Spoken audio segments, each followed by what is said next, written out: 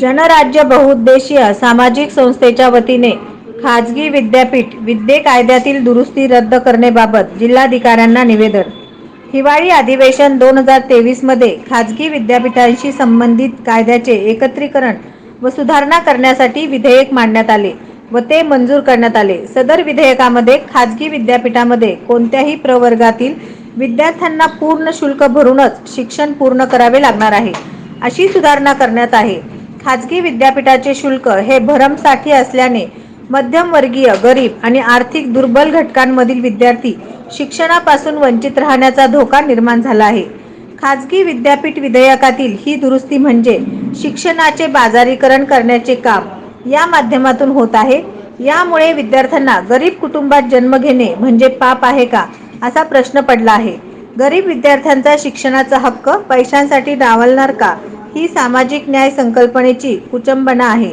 मध्यमवर्गीय, गरीब आणि आर्थिक दुर्बल घटकांमधील विद्यार्थ्यांचा भविष्याचा विचार करून खाजगी विद्यापीठ विधेयकातील ही दुरुस्ती रद्द करा, या मागणीचे निवेदन देण्यात आले।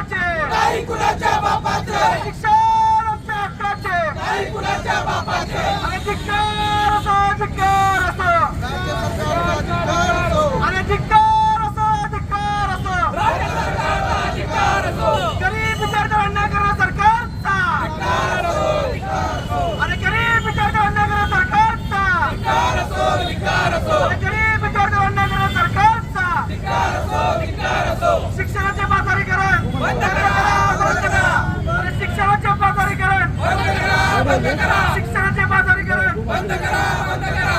आणि धिक्कार असो, धिक्कार असो, राज्य सरकारचा धिक्कार असो, आणि गरीब विद्यार्थ्यांना करणाऱ्या सरकारचा धिक्कार असो, आणि गरीब विद्यार्थ्यांना करणाऱ्या सरकारचा धिक्कार असो, गरीब विद्यार्थ्यांना करणाऱ्या सरकारचा धिक्कार असो, धिक्कार असो।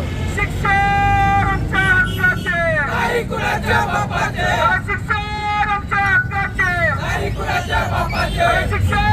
आमच्या हक्काचे, नाही कुणाच्या बापाचे। शिक्षण